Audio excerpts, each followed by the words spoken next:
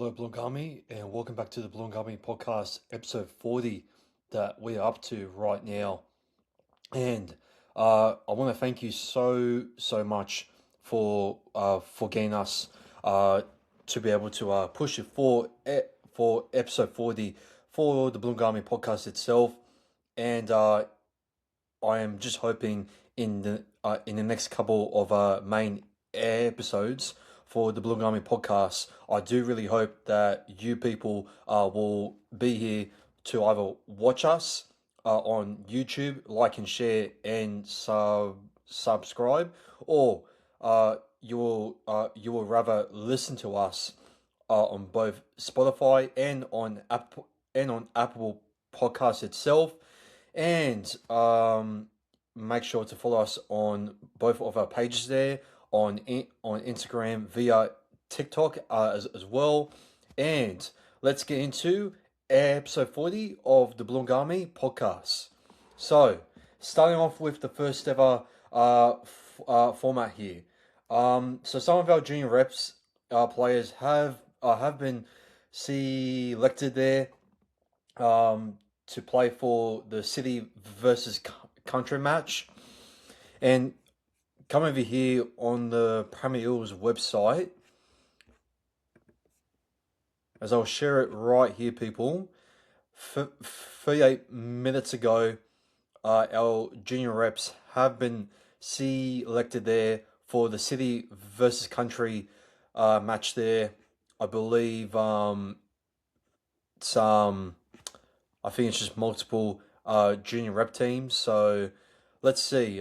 So basically, this will be being played on May the 16th to the 17th. So I believe that the under 17s will be at 11:15 a.m. kickoff, and under 19s 1 p.m. kickoff there. Both being played at Wynn Stadium on May the 17th on a Sunday. And then on the Saturday, on May the 16th. Oh, and by the way, this is for the female fixtures, but for the male ones on Saturday, May the 16th, the venue will be played at Brookvale Oval. For the under 16s, it will be kicked off at 11 a.m. For the under 18s, it will be kicked off at 12:30 p.m. And for the selected players for the females there, for the under 17s there, Tegan Nicholas, who will be playing at fullback there. One of our forwards there, Georgia Wansley, Hine Rickety, Kazan Morgan Pritchard, Shara Alamadine, Isabella Bell, the Lisa Fiola captain there, which congratulations to her. And for the under 19s, I Savia, Zion Liga, Jessamine Aloali. Sorry if I butchered that last name.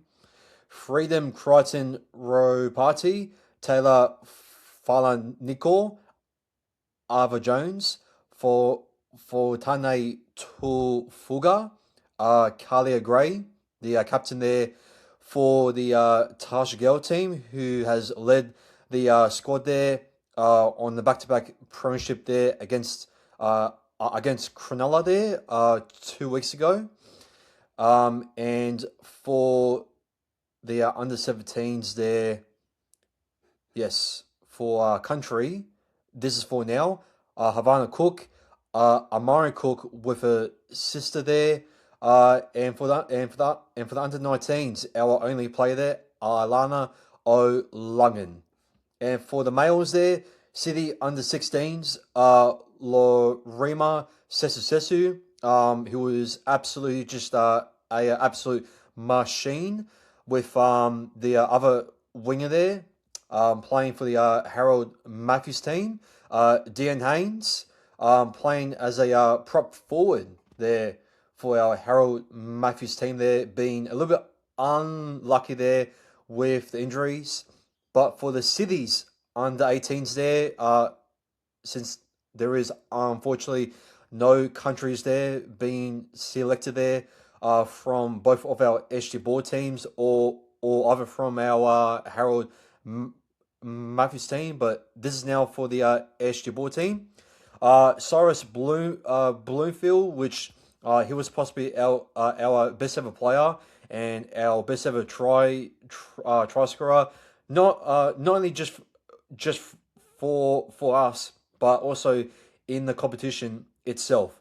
Nick Kotar Nick Kotarak will also be selected for the under 18s city squad as well. So I want to congratulate to every single country and city under 17s and under 19s for the females, and for the males I also want to congratulate for both the under 16s and for the under 18s for being selected for the city versus country junior rep matches there. So good luck to all of them, and hopefully they can smash out and just really just stand out on how they have been doing during this junior reps season.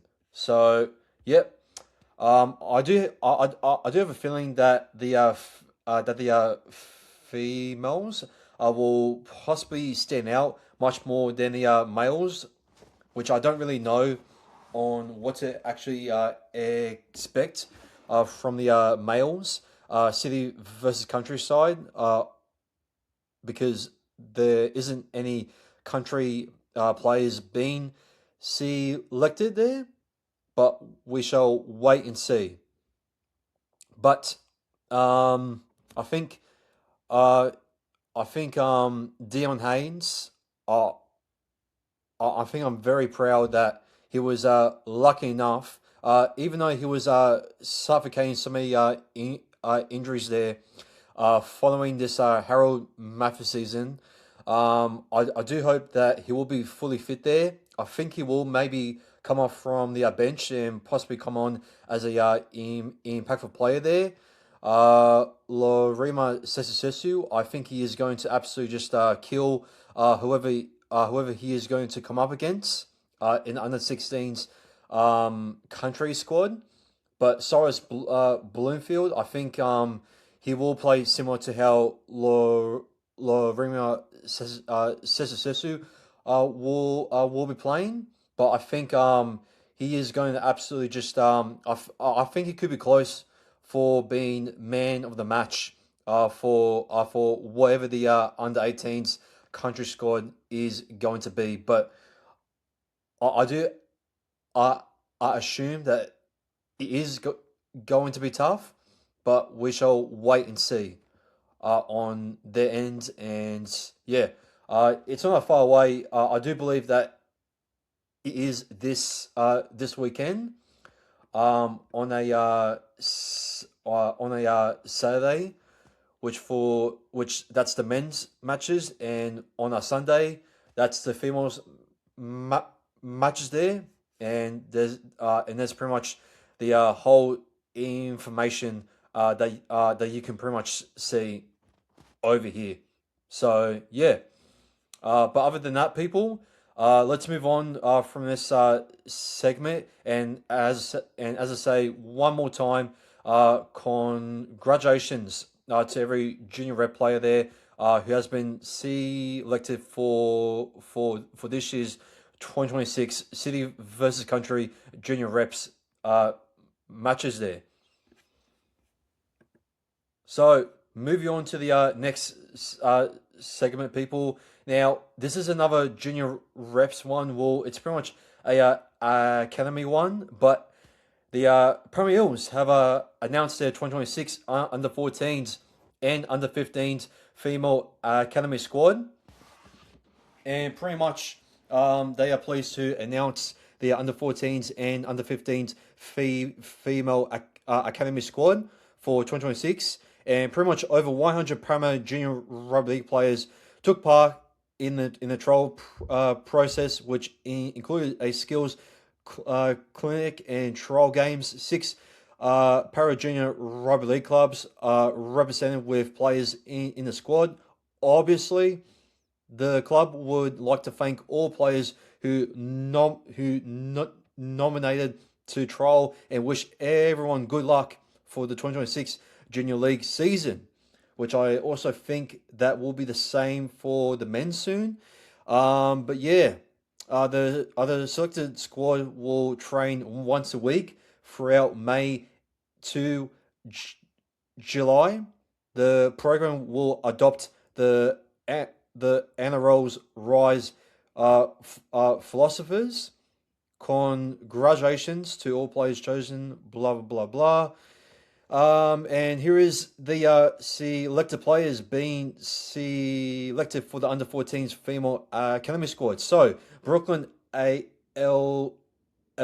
Destiny Tepiana, Deza Tepeni, Dove Amosa, Elenoa, Fua, Emma Ari Ranga, Harmony Skolin, Kalo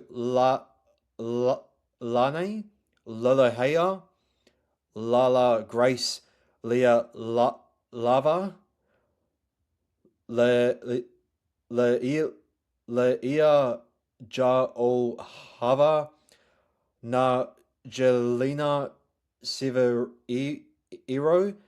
Naomi Wakanisau, New Ralia, Tua Lafo, Olivia Curtis, Paris Elizabeth Soy, Ronia Loani Poto, Ruta Annalisa Luatua, Sarah Iyati Wari, which I don't know if he is the brother of the T Wari family there, but I could be wrong.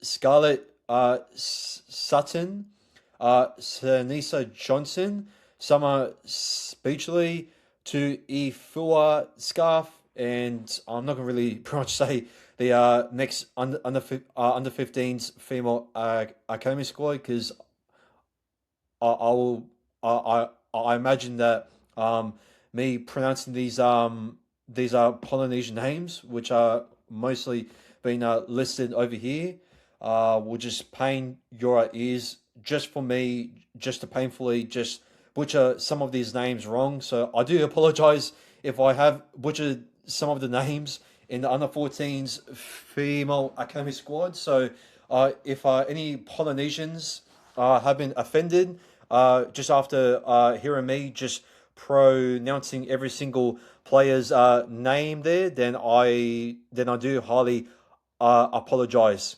for getting every single Polynesian name incorrectly. So yeah, and yeah, you can pretty much just pause the video there. But for the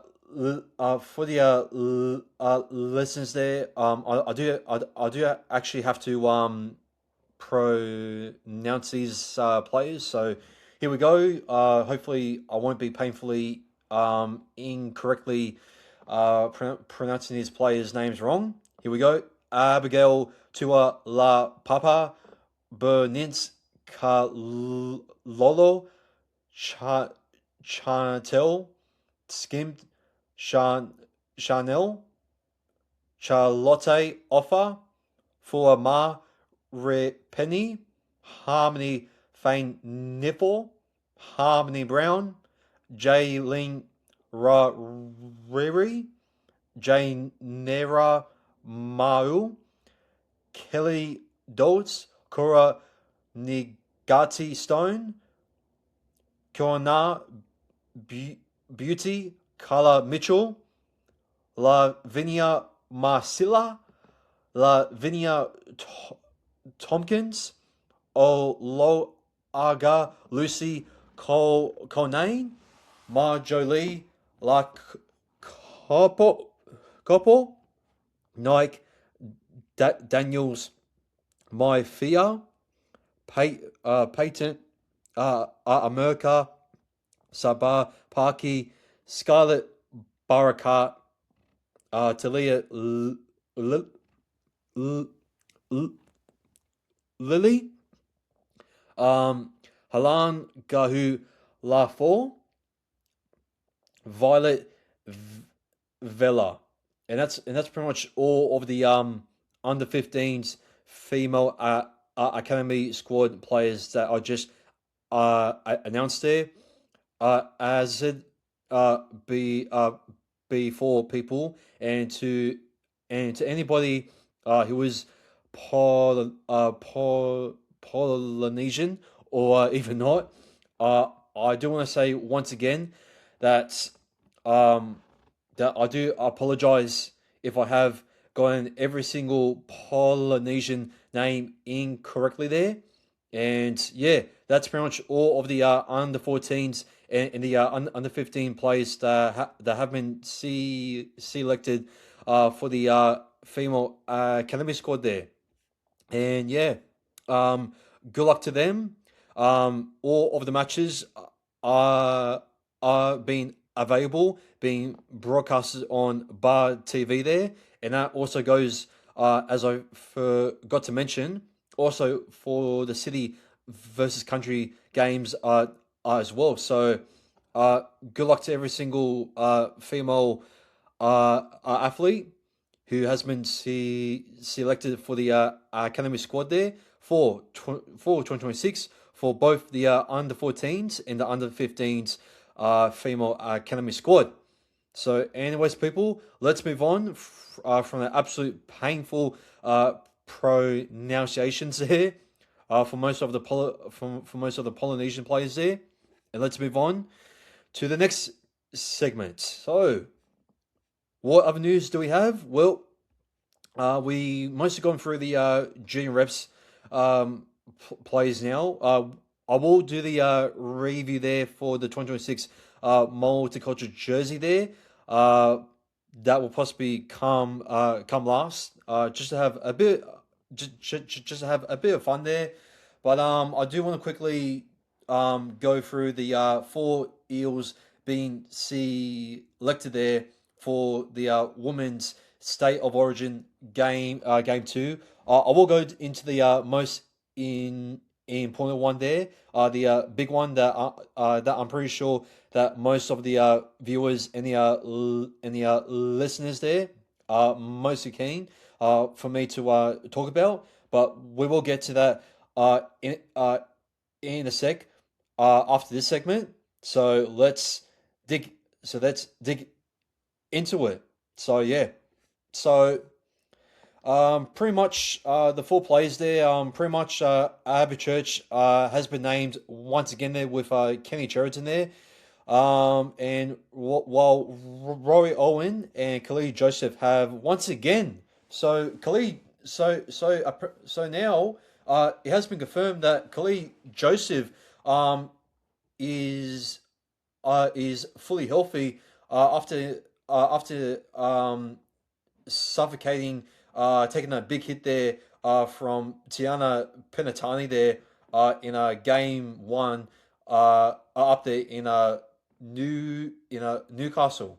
So yeah, I'm very happy, but not happy at the same time that she will be starting against New South Wales. But well, I am just very just uh, relieved that she is fully fit, and I do hope to God that she will stay fully fit for the rest of this series, and if she does, then hopefully she will be fully sorry, no. I am just hoping that she will be fully fit to train up towards our first ever game against the West Tigers there in round one in in July at Combank Stadium. So let's hope that there will be no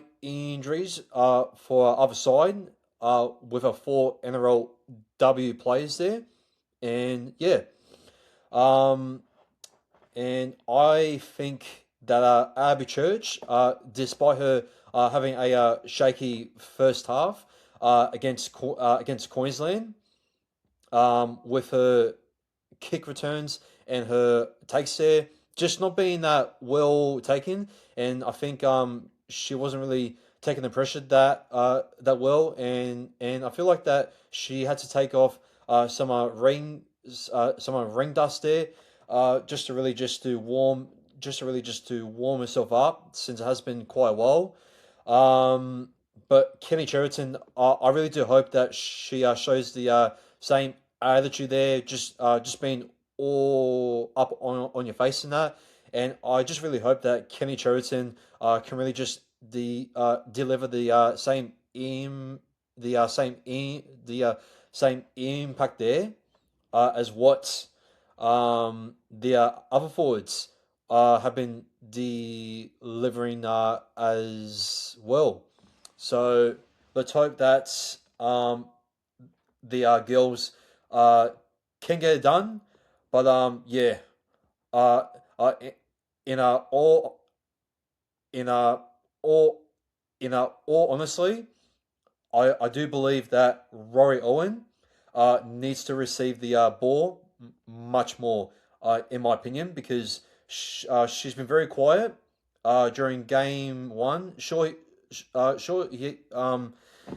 Yeah, she was very quiet during game one, and I just don't think that they haven't really gave her like any space at all. But that's also due to Queensland just making some basic errors there, and just the Sky Blues just put on deep amounts of pressure there on them, and yeah, they just try to just rely on the forwards there, especially when uh, Keoli Joseph came off there for Destiny Brill, and yeah, D- Destiny Brill absolutely just was rolling over the New South Wales forward pack there, and she really just tried to get more position there.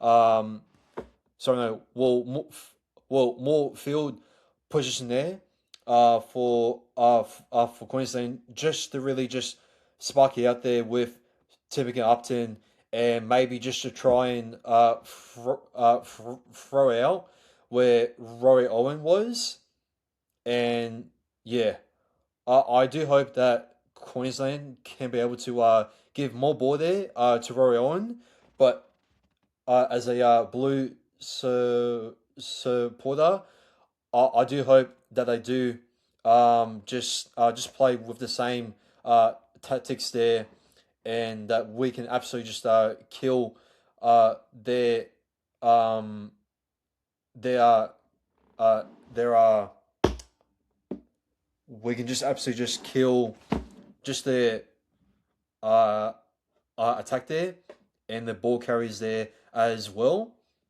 And yeah, I think that's pretty much the game plan there.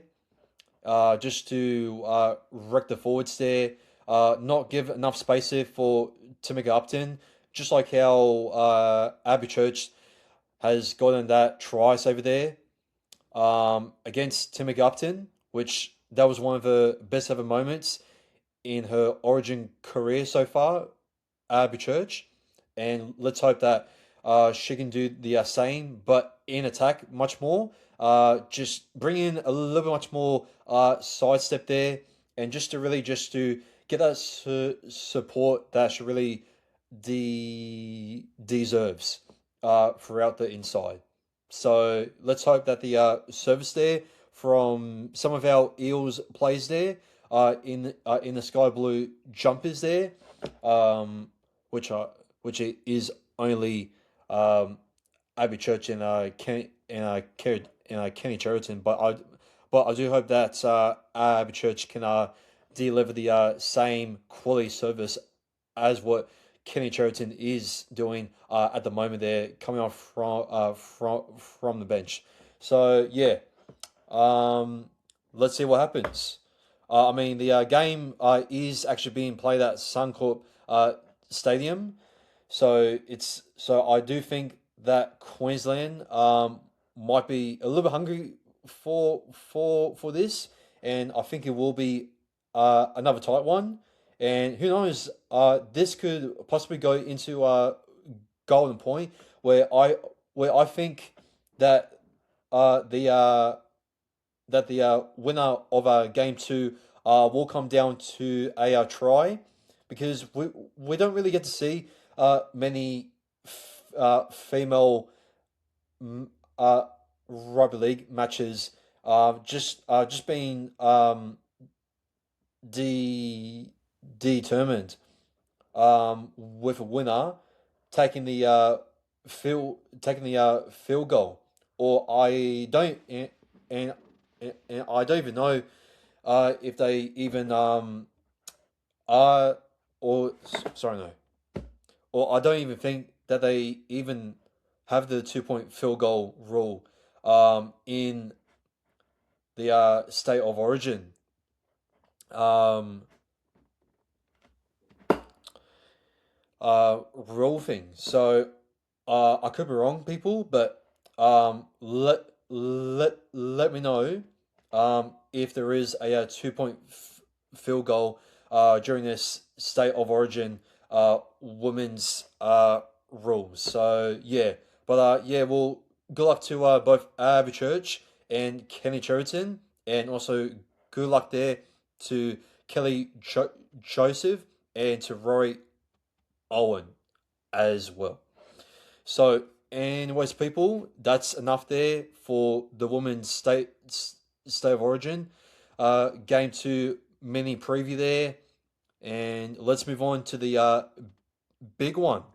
So, Harrison Edwards. Some breaking news, as we have already posted on our Instagram there.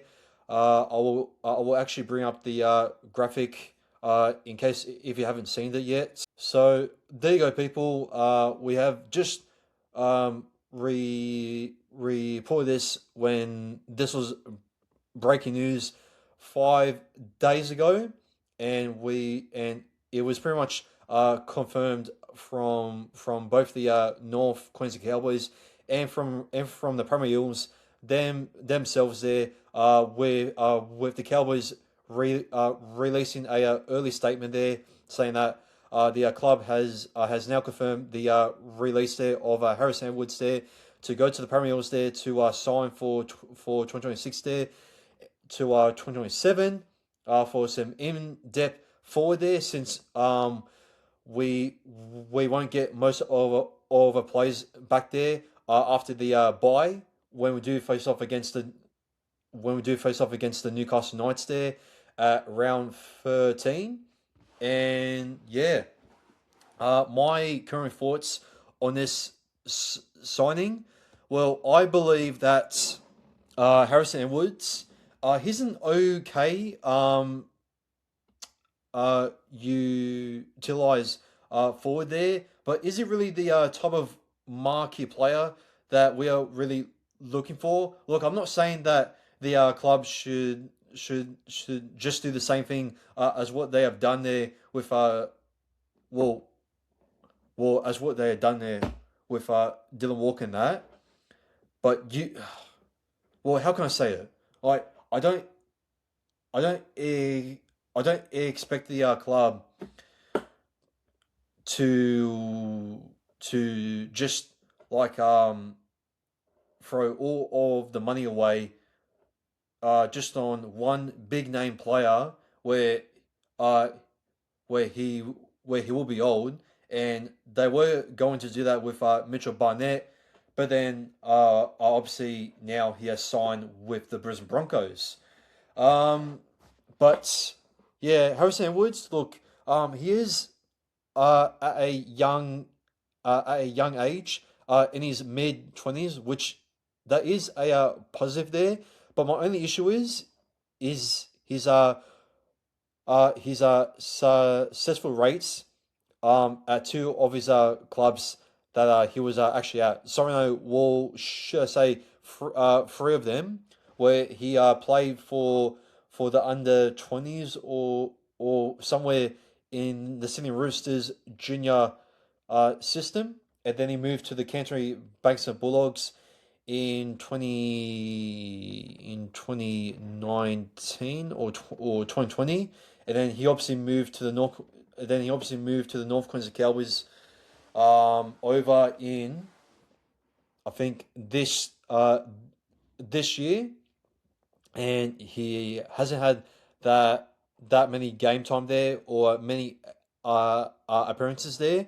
And yeah, look, I haven't really looked at his stats or anything, but from what I've seen, he's not a, bad player, but I just feel like he's mostly a bloke where he can just do the job, and he'll be one of those bench players there that I don't really think that he will really earn his starter spot there.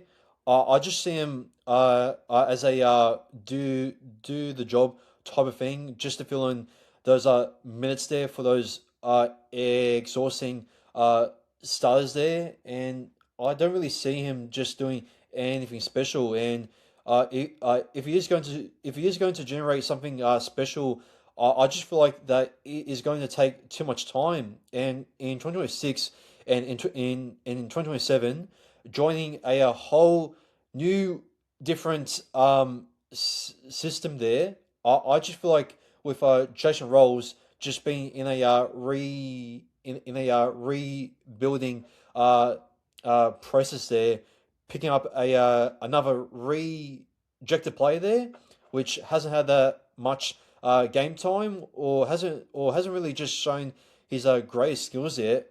I don't really expect to really see from Harrison Edwards coming off from the bench, because I don't really see him starting at all.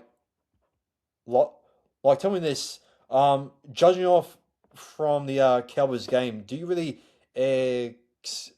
expect him to really just to start off there over Kelma Tulangi and also bloody uh, freaking who else was playing in the back row there when Giambolo was being dropped? Well, over Jack Williams? Like, no. Okay, maybe you would put Kelmo Tulangi on the bench there, but like, really, like, um, maybe that could work.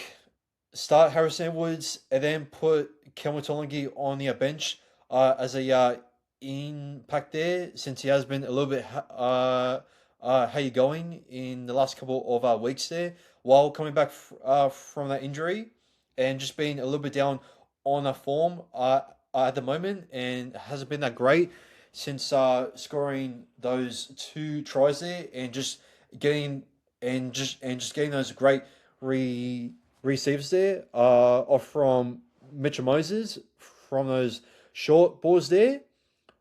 Um, and yeah, like it's a very like tough uh, ask there to really just judge on what he's really going to really bring to the team. And I just see him as a depth forward bench player, but I do believe that Jason Rolls would start him, but I don't feel like that he's going to do anything special because as I say again, like he's a rejected player.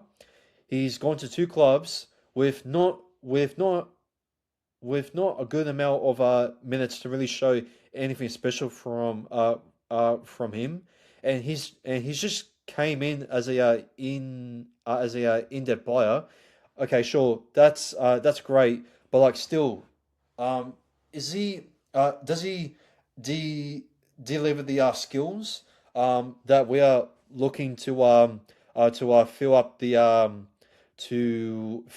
cracks in our common areas that we have been giving away multiple per session, and just to let teams just to easily just to fastly get the pace up into our territory there, and just to exhaust our defenders there, trying to battle it out there, overcoming their own individual areas there during a six again rule game. Well, I think that's the way that I see it at the moment. And some people may disagree with me, saying that I'm a bit harsh. Well, true, but like still like sure we have signed a in depth player, but like still he hasn't really shown that much. So that's all I really need to say about Harrison Edwards signing with the club for 2026 and 2027. And we move on to the next segment there. And yeah, moving on to any other news there. Okay, before we go into the last ever segment there, uh, trying to rank the 2026 multicultural Premier League jersey, and to rate it if I am going to get it or not, and if I will criticize the 2026 multicultural jersey fairly or either harshly.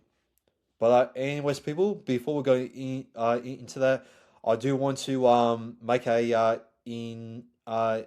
important notice that Chris uh, Pe- Pe- Pellin has unfortunately passed away during on Tuesday after the sorry no just before the announcement of the Cowboys versus Eels team list there, and pretty much he was a Eel 405, a member of the club's 1982 and 1983 Premiership winning teams.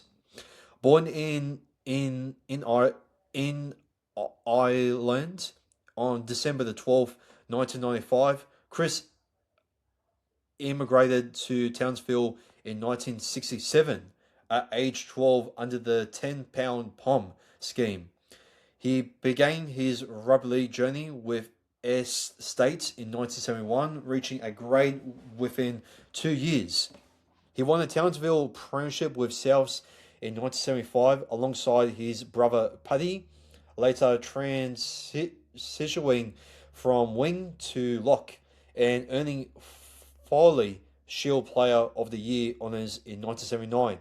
A carpenter by trade, Chris built his strength and fitness through the physical demands of his work, carrying hardwood and heavy materials daily. After relocating to Brisbane, he further enhanced his conditioning there, training with the likes of Greg Ollie Paint and tackling the tortuous Mount Cook 5 runs in the height of summer.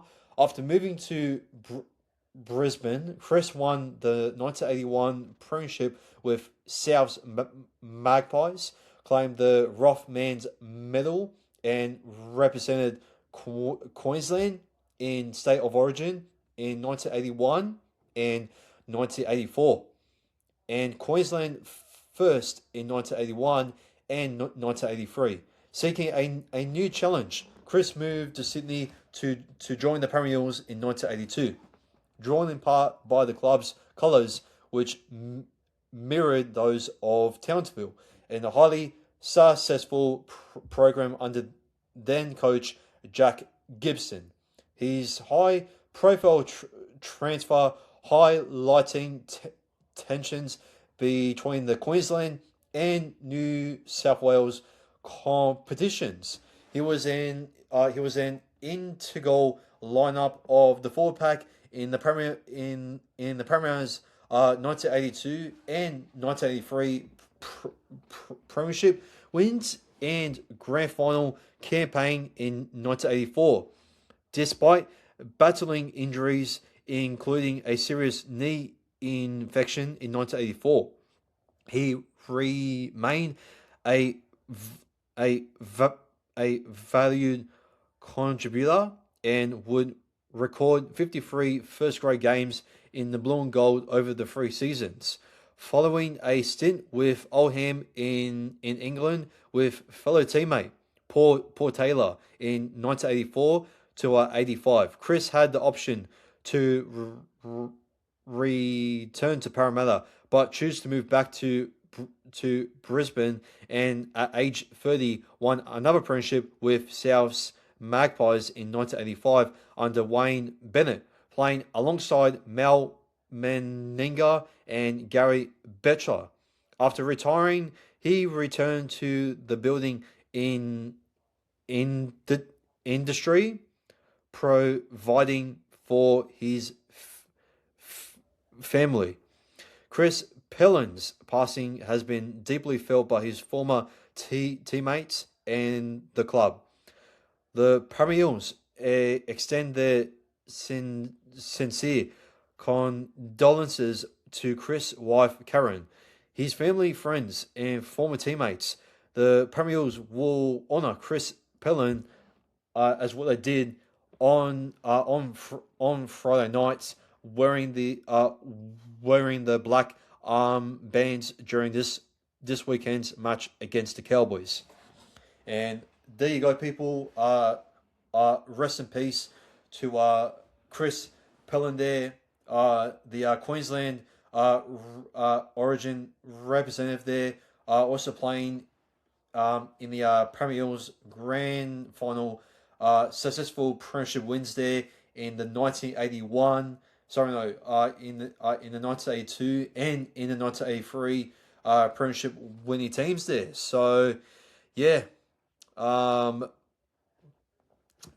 it was a very important moment there to really just honor his name, especially when he just played for South's Magpies there, up there in Brizzy there, but sorry no, but also just being part of that Townsville premiership with ourselves in 1975. Sorry, no, that actually wasn't in Brisbane. My bad. But yeah, like being very importantly part of that in that Townsville premiership win with South in 1975. I do feel like that it was a very important thing for his family just to be mostly recognized up there with the black armbands there in Townsville. And yeah, look, it was very in important there to really just to recognize his family there. And yeah, look, I really do hope that his family is going okay at the moment, and we do really send our condolences to his family and to also his teammates who were just very close to him playing in those years during his time with ourselves up there at Townsville, and also making big memories there and his service there during the 1982 and the 83 premiership wins there. So yeah, let's move on to the last of our segment here, people, as we have gotten the 2026 Multicultural jersey. So look, shout out to the corner post. They actually released a video recently on their Instagram, and to be honest, I could imagine in person that it will not look that bad, but to be honest, it really does, and I don't want to sound disre disrespectful to anybody who has a lot of meaning behind this jersey, but I don't really think it really shows any meaning at all because I just feel like that just covering it out with dark blue just makes it just makes it all bland, and I don't really think the meaning really stands out at all. And if you really just read the 2026 multicultural jersey, and it's pretty much celebrating unity and community, but like still, I just feel like designing this in the 4-4 and symbolism and striking d- uh, uh, detail. Sure, you can see the waves in that little Aboriginal slash Polynesian design, which I have no, which I have no, which I have no problem with.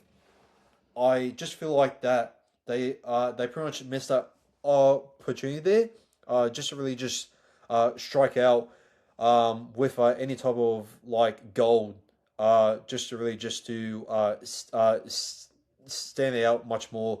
Where in a person, sure you can still like see the symbols and and that, but I feel like this photo has just made it just a lot sicker than what it is in person, and I just feel like that they could have just added more gold into the design itself. Like that's just my opinion, and in my view, that I feel like that they could have done a little bit much more better, in my opinion. But I could be wrong.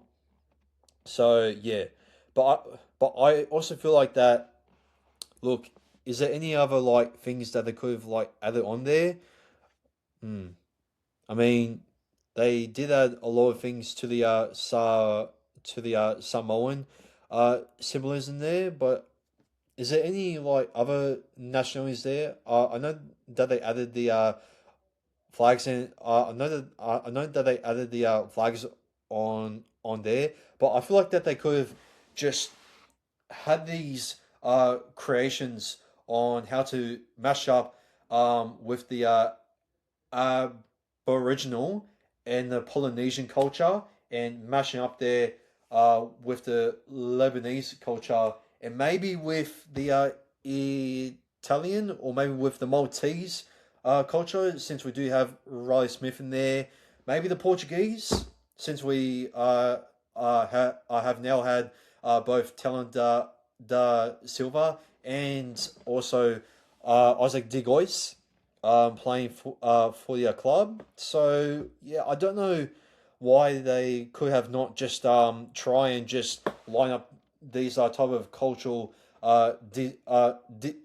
designs there, and just to at least just to combine it together there, and just to add in a bit of gold in the in the symbolism there. Like that's just my I idea of just trying to create a multicultural 2026 jersey. But just for just to let you know, people, I am not a jersey design expert, and I don't make like concept jerseys for a living there, which I would love to maybe do it as a hobby at some times in that. But like I feel like um just for uh just for these type of jerseys. In my opinion, I just feel like that they could have just stand out much more. So I don't know why they think it's a striking detail. Like I'm not trying to be offensive to the culture itself, but I feel like that they could have just maybe just stand out much more, and they could have just stand out with much more meaning and just a little bit much more soul into the culture, just to give it the respect that it deserves. So that's my little my little criticism and my little like thoughts on the 2026 multicultural jersey. But look, I have no issues with some Parramatta Eels fans saying that this is too lit. Oh well, this is too sexy in that. And if that's your opinion, then I am I am all for um like uh allowing that for you people just to say that and just to wear that. Would I wear this jersey? Yes, I would. But I feel like that. Yeah. Once again, just to criticize it just a little bit much more. I feel like with this standout here, it just feels like a training jersey, and I don't know if this is the same type of training jersey as what they created a couple years ago in 2023. If I can get it up here, people, the Parramatta Eels 2023.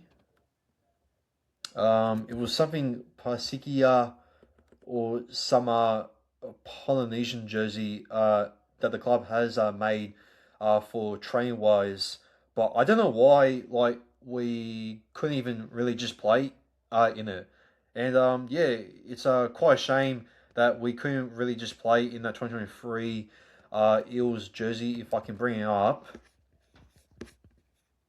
I'll bring it up right now. 2023 Eels jersey. It was a picture of Junior Barlow wearing it. Training. Let's see. Yeah, here it is. Here it is. I'll share it right now. I don't know where the a sec. I need to share it right now. Let's go here and yeah, that's the one, people. That is the one. It was pretty much this one. It was called the Pacifica training shirts, but I think this jersey. I don't know if it is a training shirt.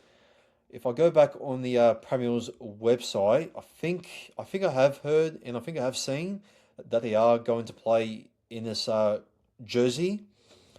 Um, okay, so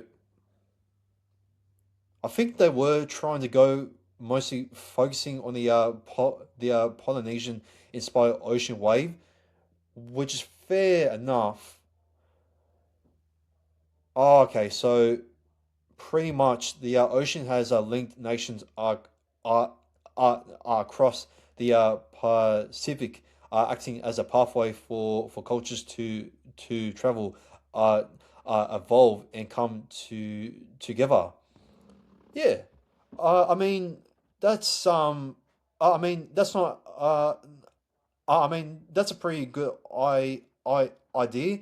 But like once again, look just to create the wave and just to represent that we are all equal. Okay, well I do see the meaning right now, but like still, I just feel like once again the meaning it it could have just stand out just a little bit more.